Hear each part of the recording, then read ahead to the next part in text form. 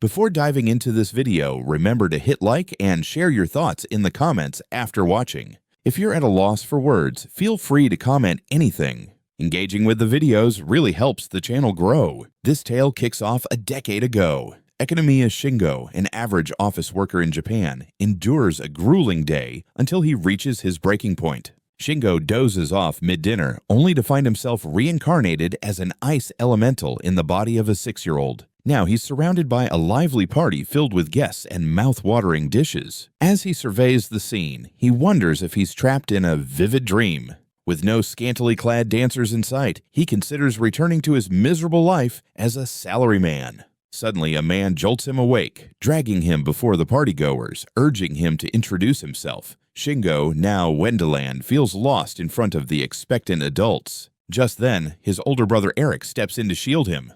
He presents the boy to the guests as his younger brother, Wendeland. In this realm, we learn he's the youngest son of a noble lineage, and today marks his brother Kurt's wedding. Instantly, Will feels elated, thinking he's destined for a life of luxury. However, the following day reveals a harsh truth. His noble family is actually impoverished, merely pretending to be affluent during celebrations. He confirms this with Eric, who explains they've scrimped for years just to host a decent party. Now they're back to their previous struggles, and Will learns his father is a dreadful investor with 7 older brothers, including 2 half-siblings. Will is stunned to find himself the 8th son of a poor nobleman, leading to a deep sense of despair, realizing even a Japanese salaryman has a better life. One day, he spots Eric and 2 brothers leaving home, as the eldest, Kurt, inherits everything after his wedding. Consequently, the others must renounce their nobility and seek employment. Will is incredulous, but his brothers inform him that he too will need to fend for himself upon reaching adulthood, prompting him to seek a way to alter his fate. One day, he stumbles upon a crystal ball and an instruction manual in the library. He learns the stone can gauge a person's magical potential, and he assumes he'll have none. To complicate matters, only 1 in 1,000 can wield magic, yet he decides to test his luck. He settles down, takes a few deep breaths, and places his hand on the crystal, pushing down as if he's about to relieve himself. To his astonishment, he realizes he's a wizard, and his first thought is to find a mentor. First, he searches for magic books, but luck isn't on his side. When his father arrives at the library, Will inquires about sorcery books, only to discover his father is illiterate. Later, outside, he attempts to replicate a spell from a book to summon his magic, but nothing happens. At that moment, a man appears claiming to have sensed his magic before, and like a true Japanese, Shingo has learned to be cautious. He points his staff at the stranger, but the man snatches it away, introducing himself as a wizard named Alfred. The discarded staff triggers a chain reaction, causing a massive stone to crash down on a furious boar charging at them. Will is paralyzed with fear, wanting to flee, but the wizard urges him to harness his magic. Alfred guides him, helping him channel his mana to unleash a powerful gust that sends the boar flying. Will is taken aback. As the wizard praises him for casting his first spell, the boar charges again, but Alfred effortlessly dispatches it with a flick of his finger. Will is captivated by his wind magic, yet a hint of fear lingers. The wizard reassures him, revealing he was once a court magician. He tells the astonished boy that he has the potential to surpass even him, leaving Will in disbelief, as he thought he was worthless. Afterward, they settle in the forest for tea, and Will's eyes widen in shock as he watches the lifeless boar mysteriously vanish into the wizard's bag. Alfred expresses his wish to impart his magical wisdom to Will, stating he seeks an apprentice worthy of his legacy, assuring Will that there's no fee for his lessons, just what the poor boy needed to hear, and he eagerly agrees. However, the wizard cautions him to keep his magic hidden as it could lead to trouble. For instance, if his brother discovers he's a mage, he might try to eliminate him to prevent the talented younger sibling from claiming his lands. In this world, it's common for magic users to be seen as the next lords, disregarding birth order. Will gratefully accepts this advice, and the next morning, his training commences. First, Alfred wants to assess his mana capacity. The two hold hands as Alfred measures their mana, and he's impressed, telling Will he possesses a greater mana reserve. The following day, Will immerses himself in intermediate magic, testing fire spells on a stone pile. Alfred seems pleased with his progress, complimenting Will, noting that most take months to reach this stage. Additionally, Alfred shares some of his daily vegetable harvest with Will to help feed his family, which makes Kurt envious. The next day, under Alfred's guidance, Will takes to the skies, learning the art of tracking magic. With his eyes closed, he focuses, locating a bird, and using magic, he swiftly captures it, leaving Alfred speechless at Will's talent, and they enjoy a meal of roasted bird with homemade wasabi, with Will proudly mentioning he gathered the ingredients. Yet, Alfred warns him against venturing too deep into the enchanted forest for lunch ingredients, cautioning that monsters lurk there, ready to take lives. Days pass, and Will masters water magic, claiming Kurt is observing him.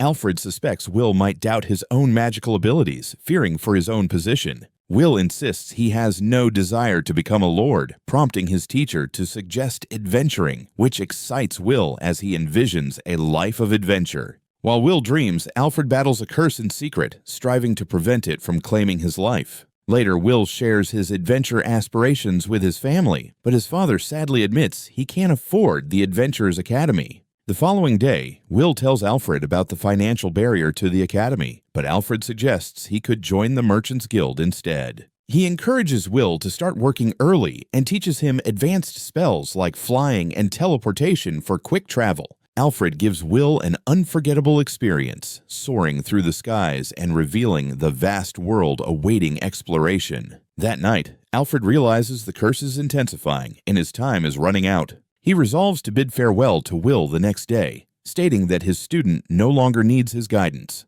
Will is left in shock, collapsing to the ground, unable to focus on practicing his flight magic. He clearly doesn't want to lose his master so soon and pleads for him to stay. Alfred responds that he has taught Will all he knows and cannot grant his wish.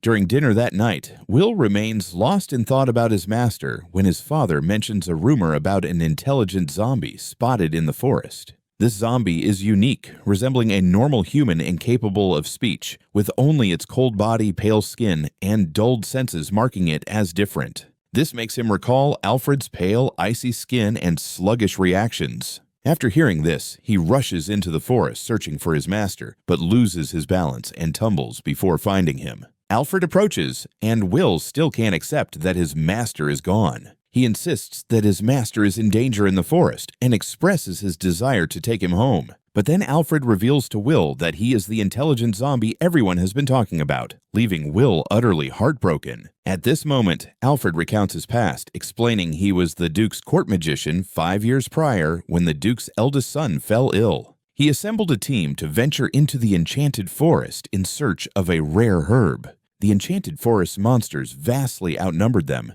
and Alfred was the only capable fighter among the group. He had to defend the Duke and his soldiers while battling the creatures, ultimately sacrificing his life to protect them. Alfred laments that he should have remained dead, but his regrets tethered his soul, transforming him into a unique form of undead. His only unfulfilled wish was to find a worthy successor for his magic, which he found in Will. Alfred apologizes for withholding the truth, fearing it would frighten Will away. He then presents Will with a final challenge, asking him to purify his spirit using holy magic. As he feels his sanity slipping, Will begins to cry, refusing to harm his teacher. Alfred shows him the decay of his body, explaining he doesn't have much time left, and Will can't bear to see him suffer. Thus, he resolves to use his holy magic to purify Alfred. Will's magic strikes Alfred, but it isn't enough to send him to rest, prompting Alfred to urge him to try harder. Overwhelmed by nostalgia, Will recalls the past weeks with his teacher and channels all his power into the purification spell.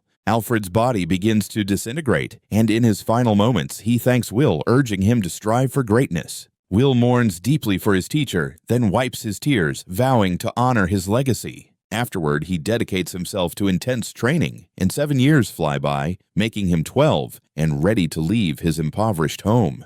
He sets off to enroll in the Adventurers Academy, eager to begin anew. Upon arriving at the academy, he is accepted into the scholarship class, filled with promising newcomers. As introductions commence, 2 girls, Louise and Anna, capture everyone's attention. Coming from renowned martial arts families, they carry the bloodline of those who serve the Duke. And when it's Will's turn, he fumbles his introduction, realizing his social skills have waned. Clearly, no one pays him any mind, and he fears making friends will be a challenge. Class begins, and the instructor distributes group registration forms, signaling the start of training, while Will knows no one will choose a nobody like him. Unbeknownst to him, everyone admires him, as he is the only wizard in class with high-level skills. During lunch, Louise and Anna discuss with their friend Elvin the prospect of the high-level wizard joining their group. They believe Elle can easily carry them.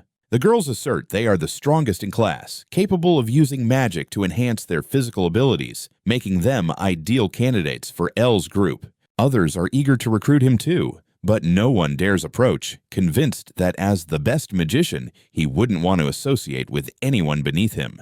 In the next class, the teacher suggests students consider part-time hunting for extra money, the best way to earn. He advises hunting in groups for safety, leaving Will anxious again, certain no one will pick him, while the girls who want him grow nervous, approaching. And then there's Elvin, the fool who thinks Elle is keeping his distance to evaluate their abilities. Louise is on board too, and they aim for first place in the hunting tournament, proving their worth to join his crew.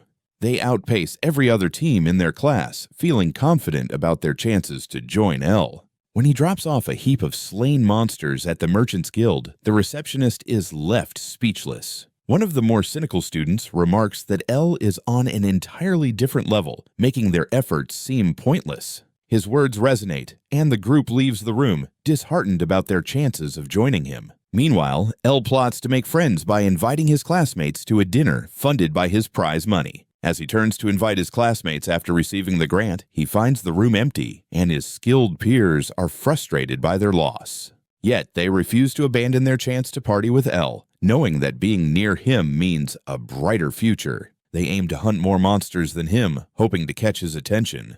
To achieve this, they venture into the forest's most perilous area. Suddenly, they realize their blunder as a pack of wolves encircles them. Despite their efforts, they find themselves outmatched against this group of beasts. Out of nowhere, a wolf lunges at Louise, prompting Elle to intervene, but he gets injured in the process. Seeing their formation crumble, the wolves leap at them for a coordinated strike. Fortunately, Elle is nearby and senses his classmates are in peril. Using his tracking skills, he arrives just in time to help. Elle takes down all the wolves in one go, rescuing the trio and bringing them to a hospital, where they apologize for being a burden and confess that everyone views him as far superior. They express regret, saying they should have kept their distance like everyone else. At last, Elle learns that he isn't hated, and some even risked danger just to earn his acknowledgement. Now they claim to have taken his place and deem themselves unworthy of being his allies. Elle genuinely wishes to join their group, but before he can speak, the instructor enters with good news about a garden party organized by Duke.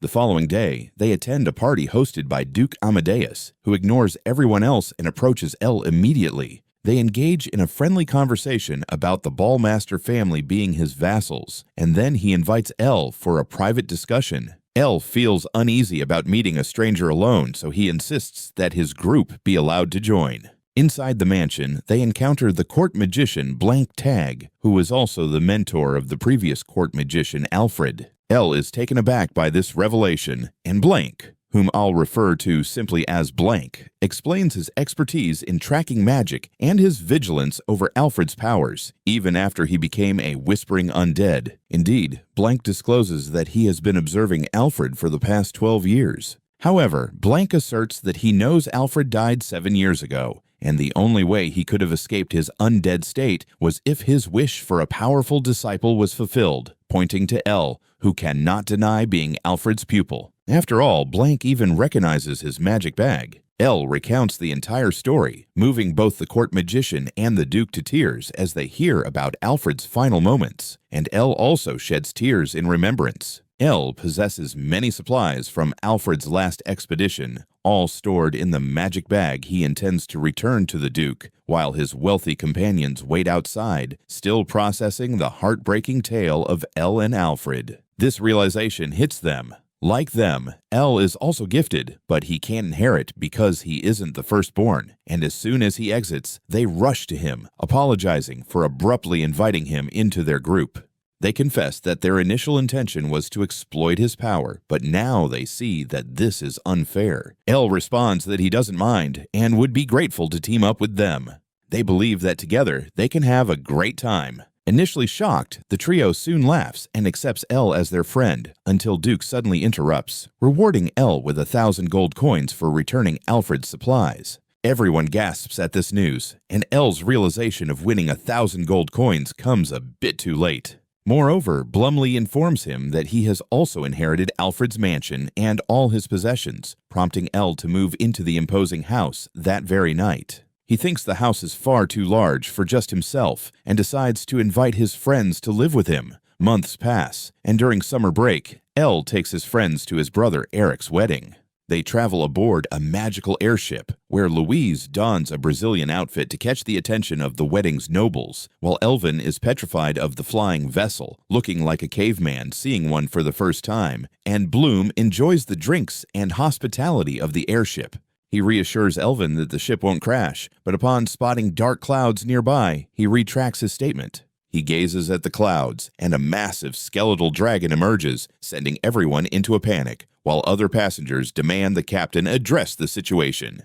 However, they are informed that the great wizard Bluntag will assist in defeating the undead dragon. Yet Blum himself states that this is futile, as only holy magic can cleanse the undead, and he lacks the talent for it. Nevertheless, he claims to know a skilled wizard who wields holy magic and essentially coerces L into taking on this task. Despite his nerves, L agrees to confront the dragon.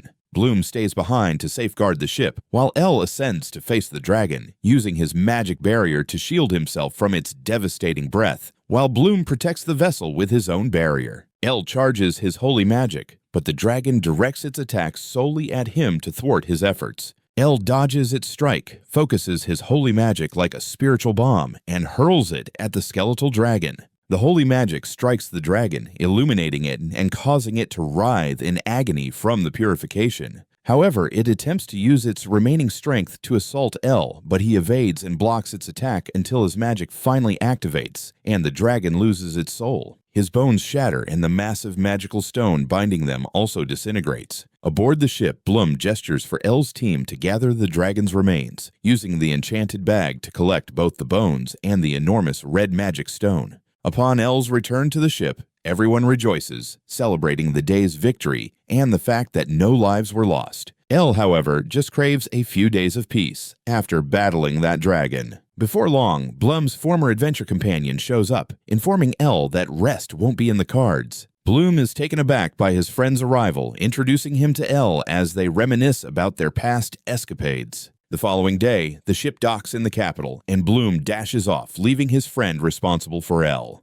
Shortly after, a group of knights arrives, their captain expressing gratitude to L for slaying the dragon and inviting him to the palace. With the king's summons, L's friends depart for his brother's residence. While L remains with an Arthurian escort to the palace, he receives a grand welcome as a celebrated dragon-slaying hero. The nobles, however, are displeased with him stealing the spotlight. L greets the king, commending him for vanquishing the skeleton dragon. The king bestows upon him the twin dragon medal and elevates him to nobility with the title of baronet. L then recites the oath the king took earlier, reaffirming his commitment to purchase all the dragon bones and the colossal magic stone he acquired. Soon after, the general and the prime minister begin to bicker over a fair price for these items. The general proposes a much higher reward, but the prime minister protests, claiming the budget can't accommodate it. Before tensions rise, the Pope intervenes, settling the reward at 150,000 gold coins.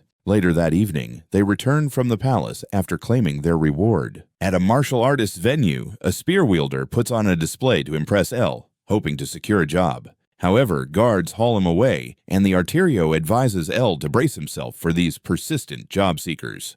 He also cautions him about the nobles, who will try to push him into courting their daughters, making L anxious as he admits his fear of women. The next day, he finally arrives at Eric's wedding, where the two brothers who left home with him are also present. They grumble that Kurt hasn't sent any gifts for the newlyweds, risking their family's reputation in front of the guests. L decides to cover the gifts, realizing that being a noble is more than just flaunting wealth. What truly matters now is his beloved brother's wedding, filling Elle with joy, which in turn makes him happy. The following day, the Pope invites Elle to his residence, where he presents a donation of 200 gold coins. The Pope admires his business acumen, and they discuss faith and baptism, while a lovely grotto arrives with tea, capturing Elle's heart. The Pope introduces the grotto as his granddaughter, Elise. The old man explains that Elise possesses sacred healing magic, often aiding the needy at the church, earning her the title of saint. Elise is training to be a nun, but her grandfather prefers to find her a suitable husband instead.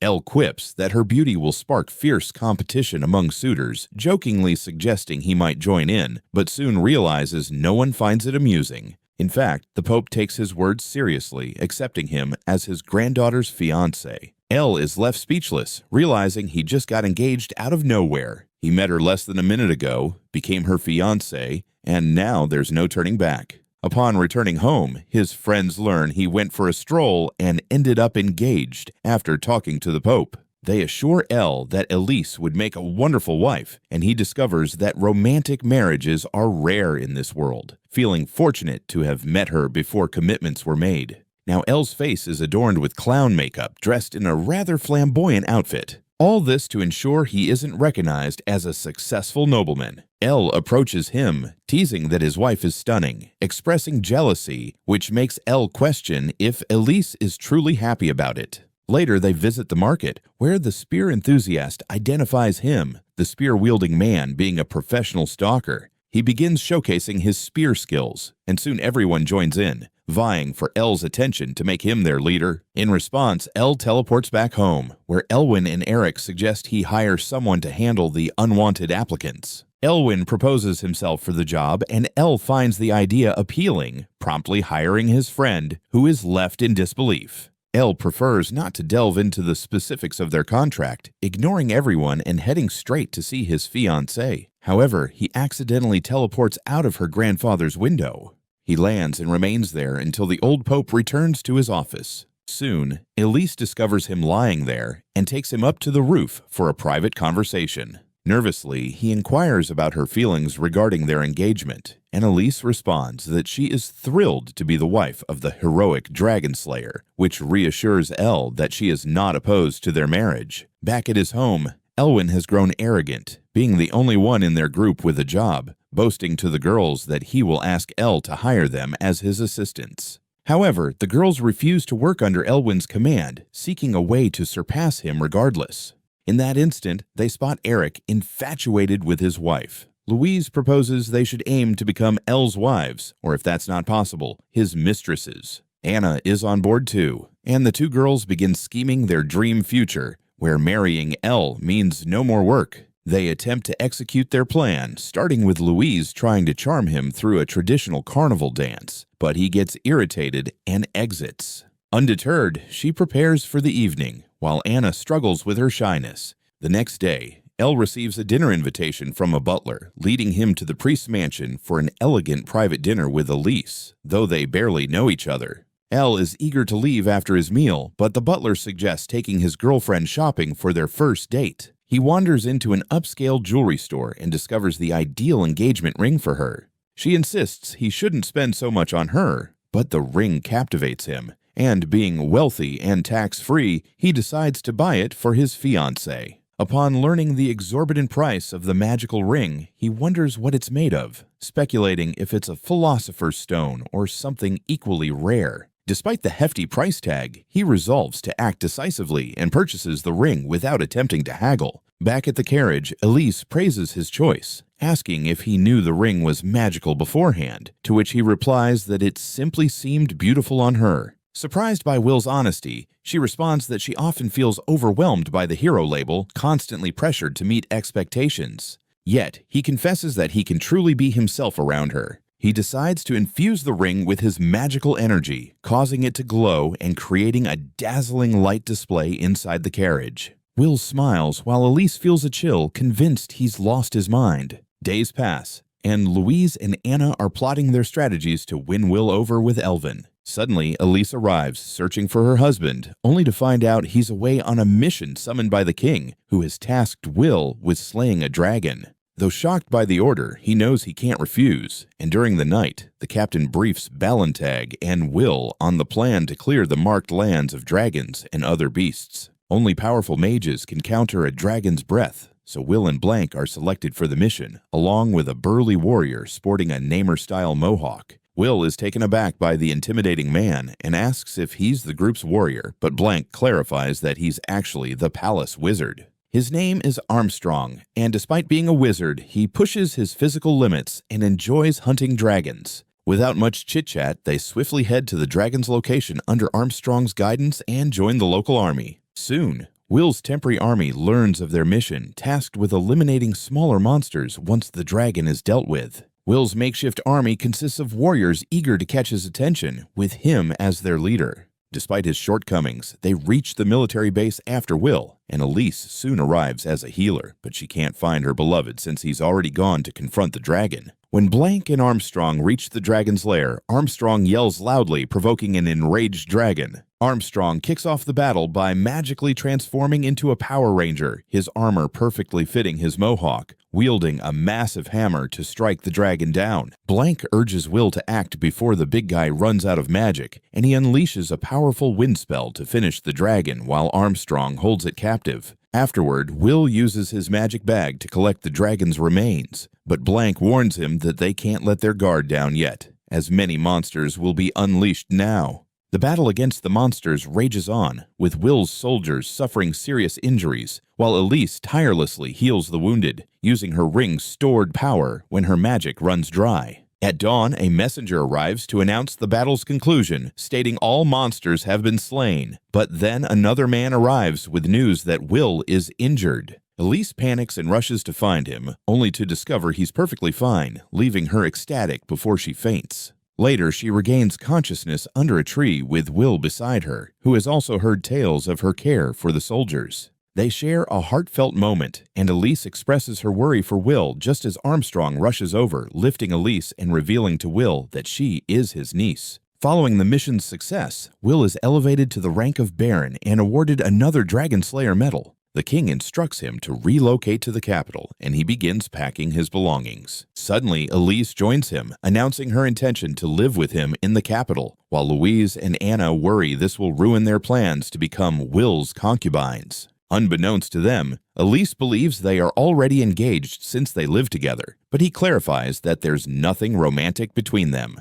He seizes the moment to ask how she'd feel about him having a harem, to which Elise responds that it's quite normal in noble society, and her priest or grandfather does much worse. She adds that her magic can cure any STDs he might contract, which delights everyone. Louise and Anna realize they might not get a better opportunity, declaring their desire to become Will's second wives, and Elise sees no issue with this, allowing Will to expand his harem. Months later, Will's other brother ties the knot, and during the wedding, Eric mentions the martial arts tournament held in the capital every 3 years. Will shows no interest, as there's no category for mages, but his brothers insist he should participate as a noble. He agrees to register as a swordsman, planning to use magic to enhance his abilities, only to find out that's not permitted either. Feeling disheartened, he still opts to enter the swordsman category, knowing he'll likely be beaten, but he does it to appease his brothers. Their friends learn about the tournament from Blanc, who encourages them to compete for the honor of their family. Louise and Anna realize they can't use magic to boost their strength as usual, so they immediately begin training. Alvin, however, remains relaxed, confident in his stable job. Yet, Blanc warns him that if he proves useless, Will might kick him out of the group and terminate his employment, leaving Alvin filled with doubt. Later that night, Will announces that Elise wishes to join their group as a healer. The following morning, Alvin abandons his training companions, with Will being the least skilled among them. Running, push-ups, and swordplay, he's hopeless at all of it, leading him to quit. While his friends persist in their training, Alvin's mood plummets when Will announces the reigning champion will compete again. He contemplates giving up despite Louise and Anna's encouragement to keep going. When he approaches Will for a chat, he learns that Elise has been training hard, avoiding their group due to her lack of strength. This revelation reignites Alvin's determination, prompting him to train vigorously once more. Tournament day arrives, and Will's first opponent is none other than the reigning champion, Captain Mike. Will knows victory is out of reach. He just hopes to avoid embarrassment. As the match kicks off, the captain swiftly knocks him out with the sword's hilt, sending Well back to the stands. There, he enjoys tea with his fiancée while waiting for his friends to finish their bouts. The matches unfold, and Louise is the first to return after being defeated in the preliminary semifinal. Anna makes it to the final preliminary round, facing off against the spear enthusiast who always seeks Well's attention. His goal is to defeat her to prove his worth to Well, aspiring to join the Dragon Slayer's team.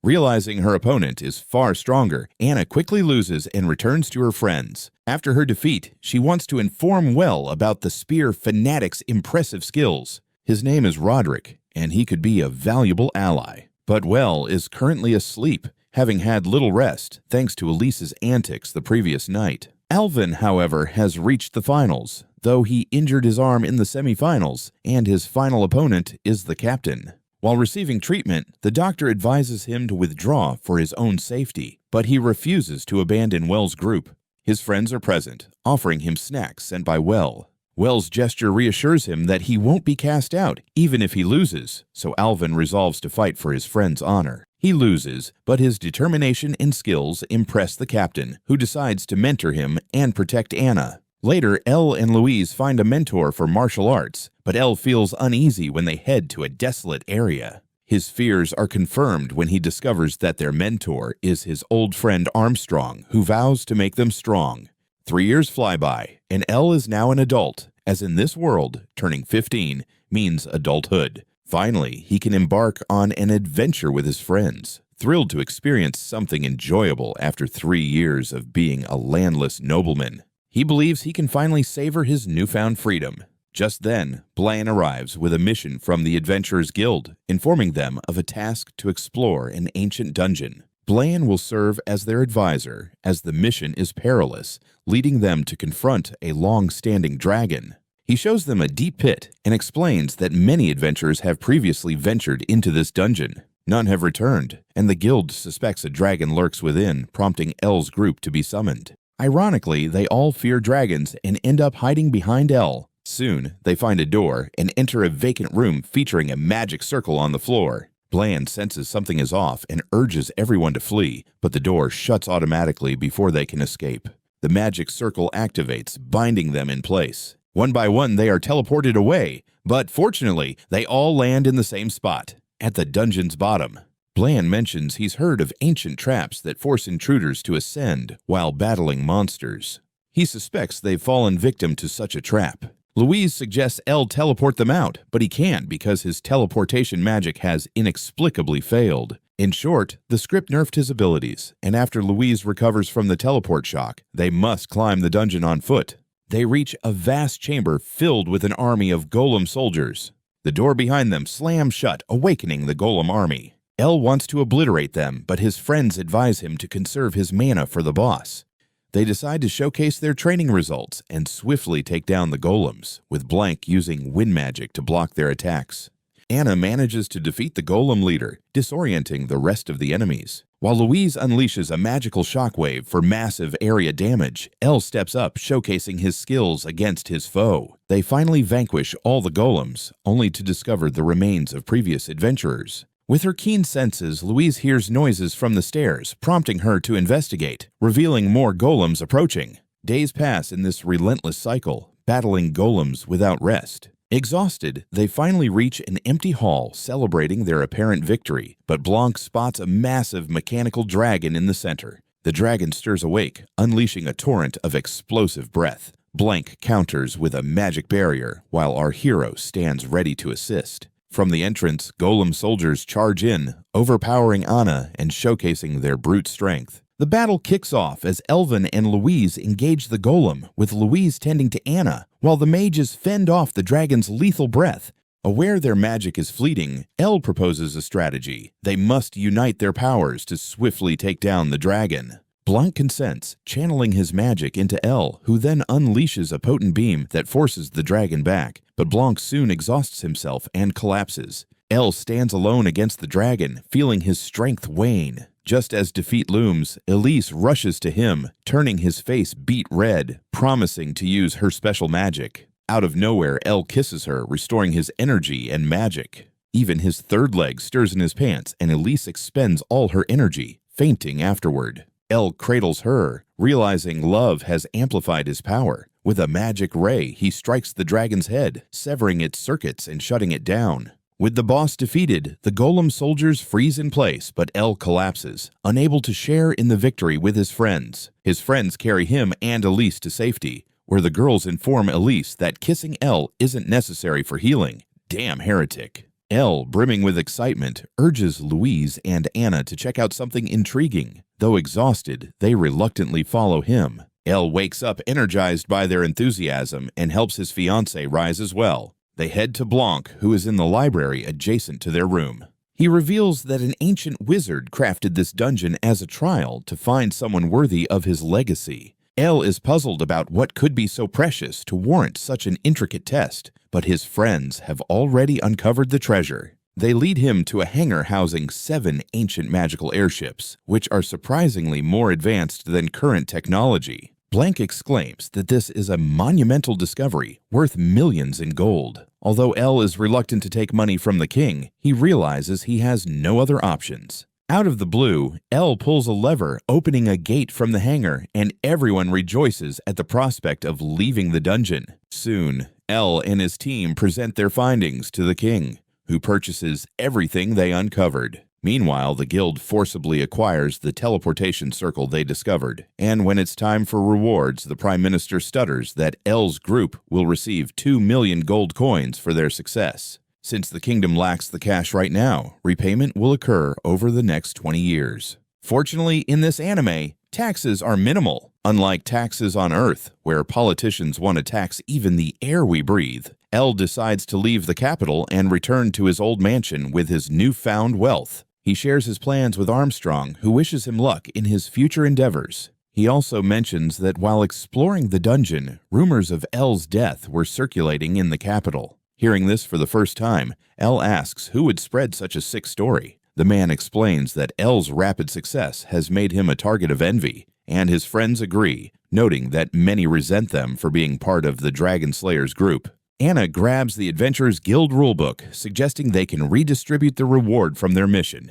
Louise and Elvin chime in, planning to give their shares to L, asking him to repay them through wages and gifts. Anna inquires about Louise's plans for her reward, to which she replies that everything she possesses belongs to her husband. Consequently, L ends up with around 10 million gold coins, significantly increasing the number of people who envy him. News of L's safe return reaches Hooker, the nobleman who initiated the malicious rumors about L's demise. He believes that even though the boy has returned, his enemies have now banded together and can threaten him more directly. Days later, while having tea with his friends, L spots someone lurking outside his window. Fearing a thief or assassin is after him, he decides to hire a guard for his mansion when he relocates to the Academy town. His friends agree, insisting the guard must be strong, loyal, and capable. And only one name comes to mind. Anna suggests hiring the spear fanatic, Roderick. Although taken aback, L resolves to see if Roderick is still interested in working with him.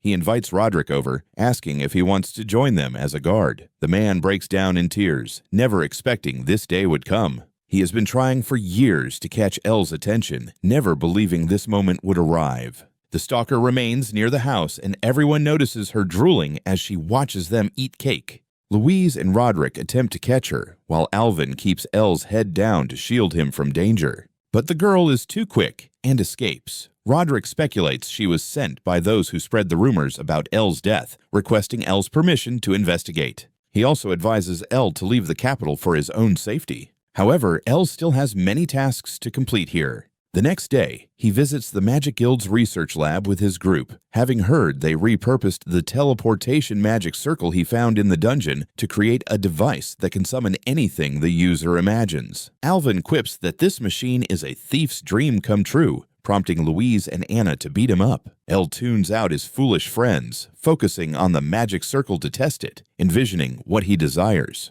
The magic circle activates, producing what he imagined, one of the lab assistant's underwear, who promptly slaps L and retrieves her garment. On his second attempt, he succeeds, summoning exactly what he wanted, wheeling it out of the lab without revealing what it is. Incredibly, the stalker appears, trying to follow him, drawn by the scent of something edible, a carrot. However, L teleports his group back home. She trails behind L to his home, where a celebration is underway for those who aided him before his departure from the capital. As guests savor their food and drinks, L showcases his newest creation, a raw fish with a peculiar eye, claiming he caught it with a magical tool and crafted the sauce himself. Doubt lingers among the guests about the raw fish, but L's insistence leads them to taste it, and they find it surprisingly delicious, especially the brown sauce. The stalker, witnessing their enjoyment, can't help but drool. At that moment, Roderick returns from his mission, revealing to L that the Prime Minister's brother, Rooker, is the source of the malicious rumors.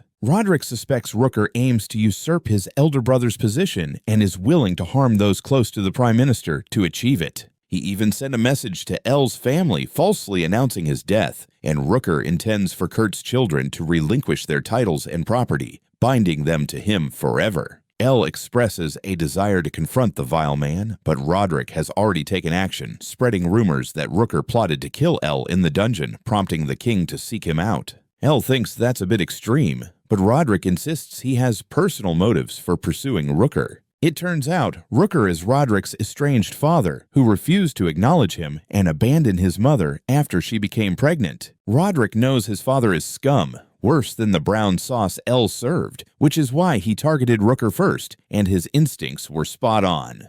While they discuss their family troubles, Anna arrives with Tom for Roderick, and the stalker's hunger becomes uncontrollable. She slams the door, putting everyone on high alert for a fight, but when she bursts in, shock freezes them in place. She strides toward L, and when Elvin tries to intervene, she knocks him down and rushes to L, who flinches, fearing for his life, but she simply grabs a piece of tuna and starts devouring it. Just then, the general arrives, apologizing for his daughter's behavior and introducing her as Elma. Elma reveals she has been investigating L for days to see if he could truly provide for her, and he has passed her test. Without hesitation, Elma asks Elise for more food, while her father explains her insatiable appetite to L. Blank mentions that she suffers from hero syndrome, meaning magic constantly flows through her, leaving her perpetually hungry. The upside: she's incredibly strong. Elma demonstrates this by effortlessly breaking a tuna in half, explaining her constant need for food, and the general suggests L employ her as a bodyguard or even a wife as long as he feeds her.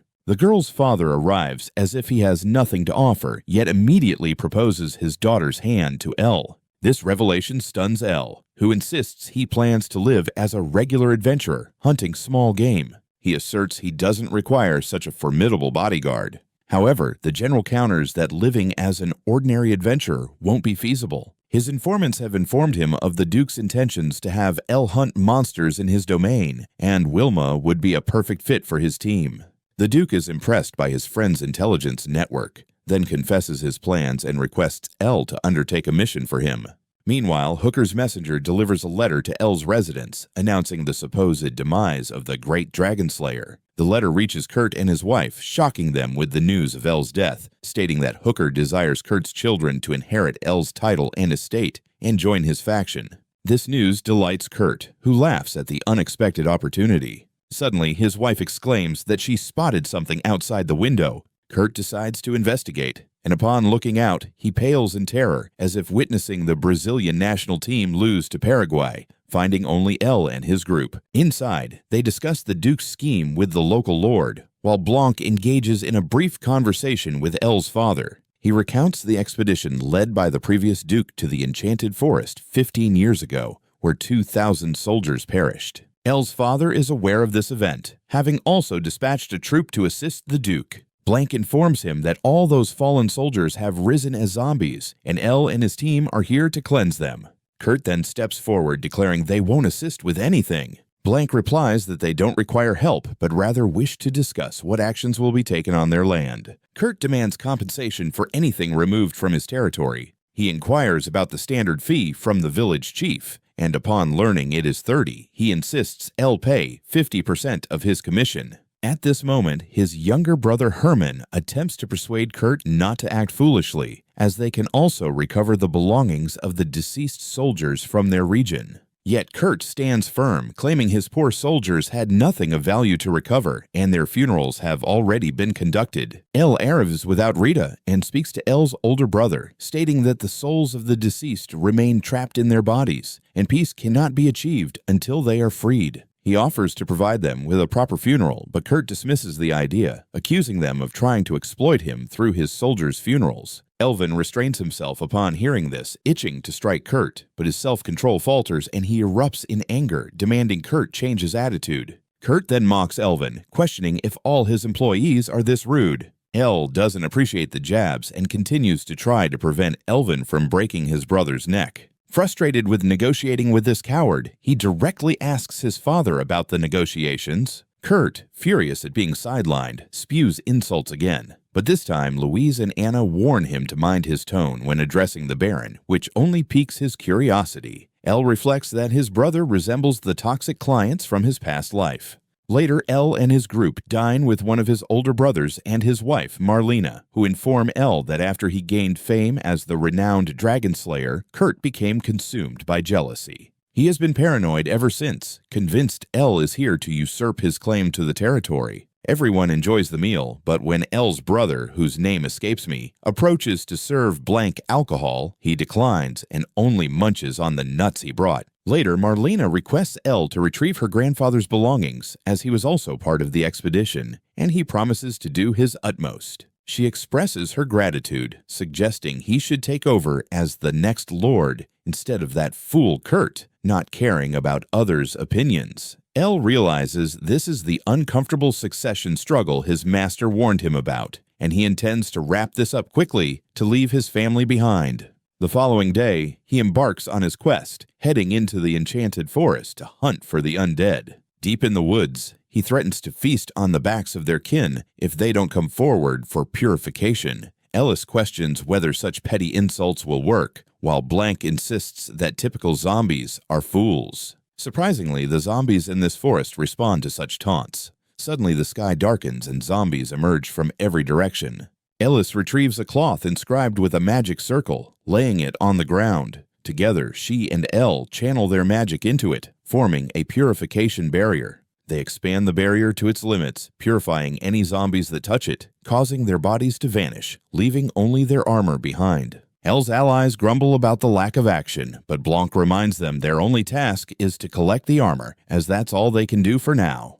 Soon, the leader of the undead army, the former Duke, appears, and is swiftly purified as well. El inquires if they've finished purging all the zombies, but the pink-haired girl points out that Marlena's grandfather is still missing. They wait until suddenly a zombie Ivern swoops down from above, and Louise inadvertently saves Elvin. The pink-haired girl steps up to confront the beast, swinging her massive axe and severing its head, leading to its purification. At this moment, some undead Jubilees gather, advancing through the barrier without being purified, forcing El's team to engage in real combat. Once defeated, they too are purified by magic. Eventually, all the zombies are vanquished. Everyone is drained from the battle, and Louise removes the barrel, but then the last human zombie appears. El recognizes him as Marlena's grandfather from his armor. He and Louise approach him, but the zombie questions about his granddaughter, asking if El truly plans to commit such atrocities. In response, El clarifies that he was merely luring the zombies, and shortly after, Blanc informs everyone that this man has transformed from a zombie into a lich. El continues to speak with the old man, assuring him that his granddaughter is happily living with her husband. The old man feels content, drops his sword, and accepts his fate without resisting Elisa's purification. He is purified without even leaving his armor behind. El returns the soldiers' belongings to the village, where the townsfolk are overjoyed to receive mementos of their deceased loved ones. They express their gratitude to El for his efforts, but then Cut arrives, demanding all the armor be returned to him, allowing only for mourning the dead. He reveals his intention to melt down the armor to create tools for his land's development, and the villagers plead to bury their loved one's armor with them. But Cut refuses. El confronts his brother, asserting he's gone too far, to which Cut retorts that his land's progress outweighs the needs of a few starving villagers, insisting he needs iron.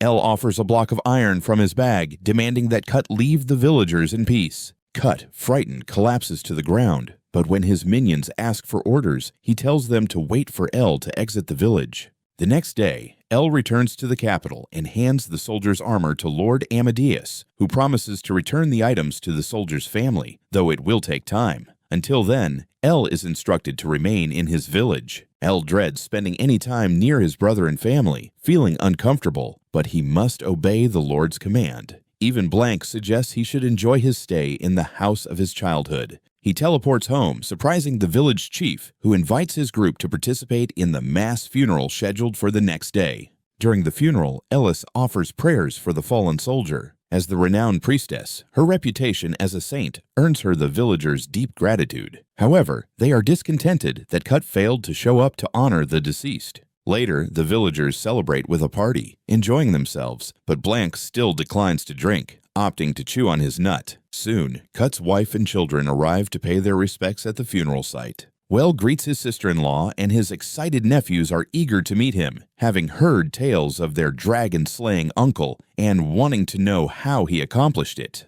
Well's friends decide to stage a play to entertain the children, with Elvin portraying the Bone Dragon, Louise as Blank, and Anna taking the lead role of Well. After the performance concludes, Well offers his nephews some candy, wishing them luck, knowing they are poor and will need it. Afterward, the village chief requests a private conversation, asking Well to become the next lord, as the majority of the people desire it. Well is perplexed, stating he cannot do that since it is Cut's birthright. However, the village chief dismisses both him and the current lord, insisting that their land has no future under Cut's leadership.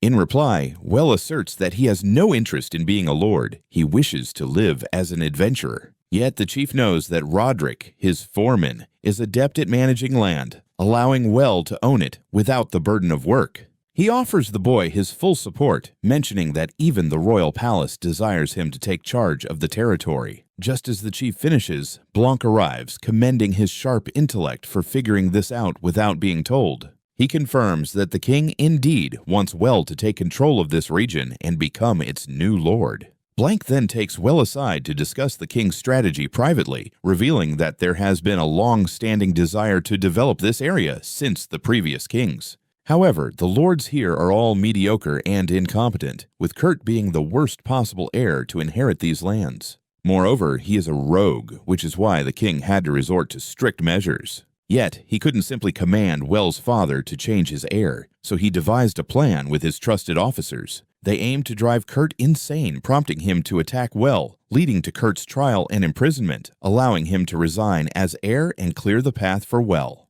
The Duke already had this mission to purify the undead, which became the perfect cover for executing the real plan. Well asks Blank why he didn't inform him earlier, to which Blank replies that the outcome would have been the same, regardless of his knowledge. Well expresses concern that this plan could be perilous, but Blank reassures him that he has been monitoring everyone to prevent issues, even abstaining from drinking for a few days to stay sharp.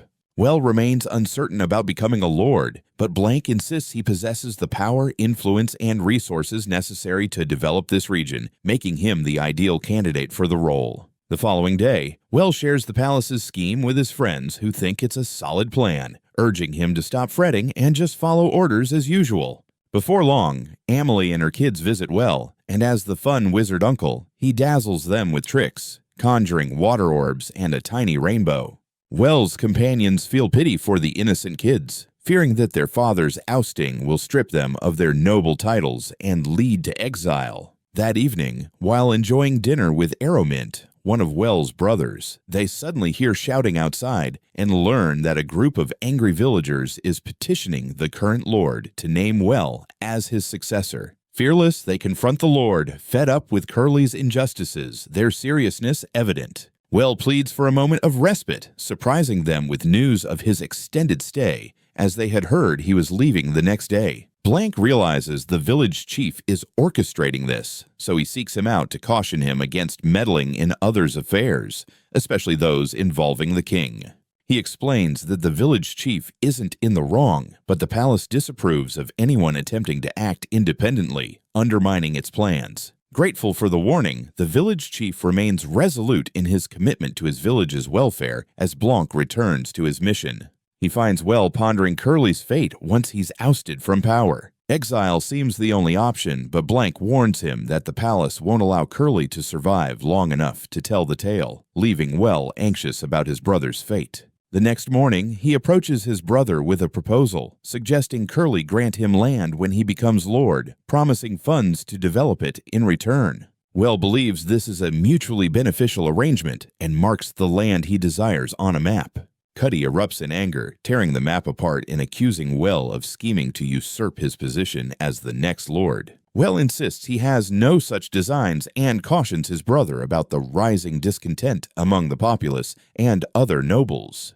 Cuddy, furious, orders him to leave the room, and outside, Well encounters Cuddy's wife and children, who wish to speak with him. Well expresses his desire for a happy resolution for all, but now feels lost on how to achieve it. Emily replies that her only concern is her children's safety and happiness, which is why she approached him, as her husband has no future. She inquires about his feelings towards her, asking if he likes single mothers, but he replies that he already has enough women in his life. While conversing with this bold woman, he suddenly thinks of a unique solution. Later, while hanging out with his friends, Well announces his decision to become the lord of these lands. After weighing all options, he resolves to deviate from the king's script. Now he is determined to prevent any deaths, but to succeed, he will need the support of his friends, who have always vowed to stand by him.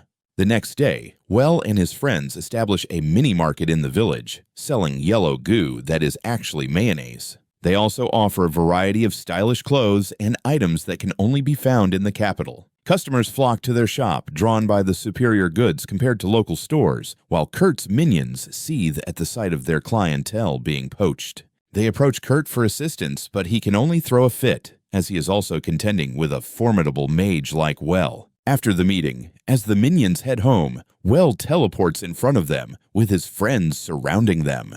The next day, Kurt learns that his supporters have been swayed by his brother, who has lured them with a paid vacation in the capital, leading them to abandon Kurt. Well visits the capital, informing Roderick of his strategy to weaken his brother's political power by poaching his supporters, and then they go to secure a residence. Well aims to provide a peaceful home for his brother's wife. As for Kurt, he plans to send him to a church, allowing him to live away from the palace.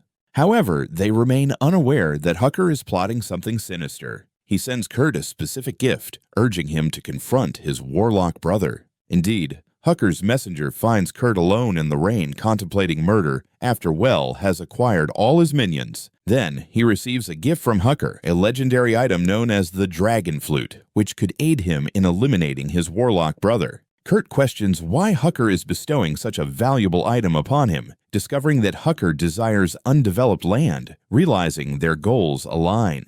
Kurt accepts the proposal and ventures into the forest, where Well and his group are already waiting. Blank senses that Kurt is approaching them alone, indicating he possesses something that gives him the confidence to confront them. Well decides to face his brother, pretending it's merely a coincidence that they meet here. But Kurt is already aware that his henchmen are concealed in the bushes, and he calls for them. He irrationally insults, while gradually revealing his psychopathic tendencies, claiming that no matter how remarkable he is, he cannot inherit the land as the eighth child. Kurt then displays the dragon flute he received from Hucker, threatening to blow it if anyone makes a move. Blank recognizes the dragon flute as a legendary artifact capable of summoning a dragon army, convinced that even their group couldn't handle such a horde. Well's friends tell Kurt he's foolish, warning that if dragons arrive, he too will perish. He laughs at their warnings, asserting that the dragons won't harm the flute's wielder. Well urges him to consider the villagers and his family who would also be in danger. But Kurt labels them all traitors, revealing his indifference towards his wife and children, claiming that after he kills Well and seizes his wealth, gold diggers will flock to him. Well finally comprehends the depth of his brother's malevolence and feels the urge to attack. But Kurt threatens to blow the flute, laughing at Well, relishing the sight of a brilliant wizard in fear. He declares that all deaths will be on Well's head for aspiring to be the successor, then raises the flute to his lips. In that instant, Blanc launches a surprise attack on Kurt, but the flute deflects it, and Kurt smiles, confident of his victory. Kurt plays the flute, darkening the sky as phantoms rise from the earth, encircling them. Dragons are nowhere in sight, yet Well remains determined to assist his brother. However, the pink-haired girl halts his advance, sensing imminent danger. He realizes the ghosts surrounding Kurt radiate a menacing energy, making Blank understand Kurt never used the dragon flute. He wonders how a Xena game player like Kurt could possess such a legendary artifact. In reality, he was deceived by the one who sent him the flute. This flute draws in nearby spirits, transforming its wielder into a formidable undead capable of a lethal suicide strike. Well's concern for his brother's life intensifies. Yet, Kurt is already under the ghost's influence. His rage merges with theirs, and he blames Well for taking everything from him. His vision blazes red as the spirits envelop him, morphing him into a colossal beast. Well is filled with dread, unwilling to harm his brother. Blank urges him to use his holy magic to swiftly target Kurt's core. But fear paralyzes Well, leaving him unable to act. Elise steps in, blocking the monster's attack. She yearns to purify the creature, but her strength falls short. Noticing her struggle, Well snaps back to reality and lends his support. He concludes that saving his brother is impossible and decides to let him go peacefully. Channeling his holy magic, he amplifies its power to cleanse the massive undead. A brilliant flash of light obliterates the monster. Kurt's vengeful spirit then soars to the capital, seeking the one who betrayed him. Hucker is already celebrating, convinced Kurt would have eliminated Well, granting him access to unclaimed lands. His allies commend his cleverness, but Hucker doubts Kurt, labeling him a fool. Suddenly, Kurt's malevolent spirit shatters the window, exacting revenge on Hucker for his betrayal. The following day, Well arrives at the capital, encountering Roderick near the crime scene. He discovers a massacre occurred overnight, with Kurt's spirit killing Hucker and all his party guests. 12 noble families and their entire households were present, and now they lie dead. The church's priests have purified Kurt's evil, but the news has spread, and Roderick informs Well that the widow with 2 children can no longer stay in the capital. It would be too perilous for them. People might want to sacrifice her and her children, as they belong to a crime family, making Well's dream of a peaceful life for them impossible here. Well realizes he must find them a safer place, feeling guilty about leaving his sister-in-law in this predicament. Later, he meets Armstrong and Blunt, sharing that one of his older brothers will temporarily care for his sister-in-law and her children. Well reflects on how the nobles selfishly treat others as mere pawns. While true villains lurk in the shadows, he curses Hucker and the nobles aligned with the king, calling them all fools. But Blunt reminds him to look in the mirror, as he too is a noble. Blunt's words sting, and guilt consumes Well for days. Elise notices his turmoil, speaks to him, and reassures him that none of this is his fault. Her comforting words lift his spirits, and he resolves to be different from the other nobles, aiming to be a good noble who cares for his people. Elise points out that he often sets impossible standards for himself, but she and his friends will always stand by him. Soon, Well meets the king, who quickly commends him for resolving the disturbances in his domain. As a reward, he grants Well vast tracts of land. Acknowledging the enormity of developing that land, the king offers Well something more, asking if he requires anything else. Without hesitation, Well accepts the king's generous offer. He explains that the incident resulting in Hucker and his friends' deaths left over 12 noble titles vacant, and although only the king can bestow these titles, Well wishes to grant 2 to people he knows. In exchange for his development of the land, several individuals immediately object, deeming his request too audacious, and demand he retract it. The Prime Minister contends that Well's intentions are to favor his faction, but Well counters that only someone with significant magical ability could undertake the development. The Pope voices his opinion, leading to a heated argument, and soon Duke Amadeus joins in, openly backing Well. Seeing the selfish demands from everyone, Armstrong silences them and advises Well to withdraw his request. He proposes that the king grant him half the land for magical development. The king declines, stating that Well is needed in the capital and can manage the development independently. He insists that territorial development takes precedence over all else, thus granting Well his request. As the king makes this declaration, Armstrong winks at Well, revealing he has been on his side all along, with others also acting in his favor. The king catches them in the act, but still allows Well to bestow 2 titles and promotes him. After receiving his reward, Well heads home and tells the single mother that he will grant her children noble titles when they grow up. She expresses her gratitude and reminds him that her offer still stands, but he declines, focusing instead on enhancing his territory with magic. Alvin and Roderick assist him in the field. Well wishes to take a break after clearing the Jajas from one area, but Roderick insists he clear another and break more rocks for a church. Will discovers that the Pope plans to establish a church on his land, which is excellent news for its development. Additionally, the Duke, General, and Prime Minister are also eyeing vacation homes on Well's territory. However, Well refuses to relinquish the land to them, as he intends to build a soy sauce factory there. Later, after the mundane tasks, Well is invited for tea, but before he can leave, Louise and Armstrong show up to take him for his weekly training. Soon, Anna and Blank return from the forest with a massive banana, and the pink-haired girl asks Well to bake banana bread. Anna also requests something special, while Roderick insists he finish his work before going anywhere. Surrounded by requests, Well feels overwhelmed and decides to ignore them, heading home for lunch with everyone. At dinner, he finds the same dish he couldn't eat in his past life served before him. Just before arriving here, he finally gets to taste it, reflecting that being the 8th son of a poor nobleman isn't as terrible as he imagined, thanks to Alfred and his magical skills. That's a wrap on this anime. If you enjoyed this tale, remember to subscribe to my channel and like this video so the platform can suggest my next one. Anything else? Well, I can't recall, so with that, goodbye and see you in the next video. I did.